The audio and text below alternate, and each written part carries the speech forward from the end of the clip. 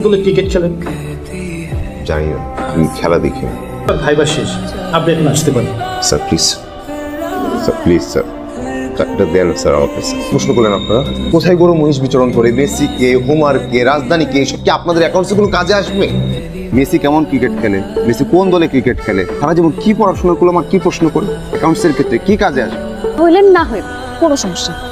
এই না হলে না হবে মানে, আমি সারা জীবন কষ্ট করে পড়লাম, আবার সারা জীবনের জমানো কষ্টের টাকা সব কিছু আমার জন্য খরচ করলো, আমাকে দিয়ে কোনো কাজ হয় না।